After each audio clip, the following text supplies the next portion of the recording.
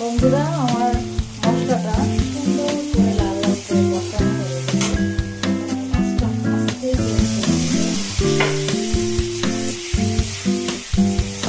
পানি দিয়ে নিলাম।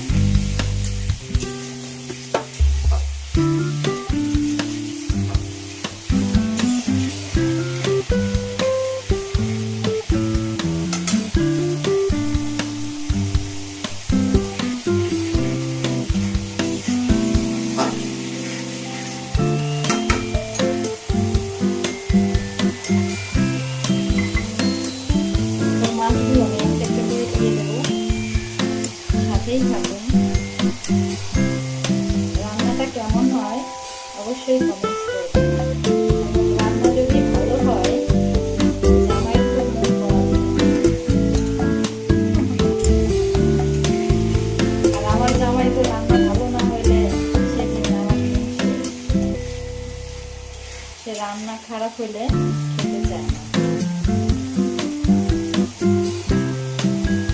খারাপ হলো, কিসের জন্য হলো, কি রান্না করতে খাওয়া যায় না, মুখে স্বাদ থাকতেই হবে। রান্না করতে হলে একদম পারফেক্ট, প্রত্যেক দিন সমান রান্না করতে হবে, কখনো খারাপ হওয়া যাবে না। বিষয়টা এরকম, চেষ্টা করি সুন্দর করে রান্না করার জন্য, যাতে তার মুখে স্বাদ লাগে। এই মাছটাতে যা তেল বের হয়েছে না, এত স্বাদ, মাছটা অসম্ভব অসম্ভব মজা। মাছ আমি মাছের একটা ভাজি করছিলাম, ভিডিওটা আমার এখনো আপলোড করা হয়নি। আপনাদের কি বলবো, এত টেস্ট এই মাছটা, এত স্বাদ, প্রচুর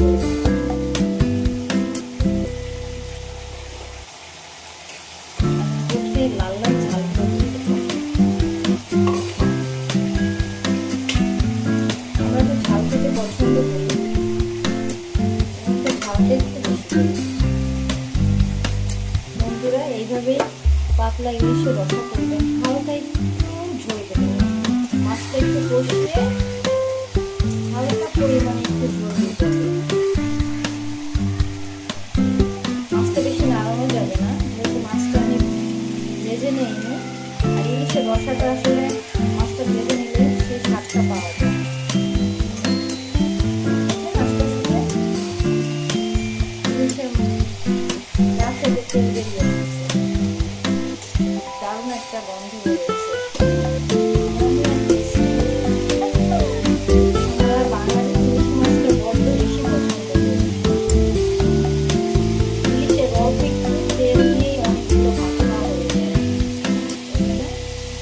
কষিয়ে নিতে হবে, কষিয়ে নিয়ে পরিমাণ মতো পানি অ্যাড করে দিতে হবে।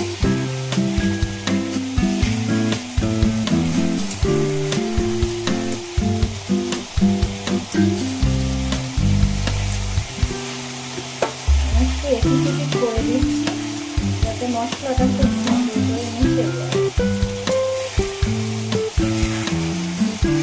এর বেশি সময় কষানো যাবে না, হালকা হালকা 5 মিনিটের একটু কম। এখন আমি পরিমাণ মতন জল দিয়ে দেবো। আমি যেটুকু ঝোল খাবো সেই পরিমাণে পানি অ্যাড করে দেবো।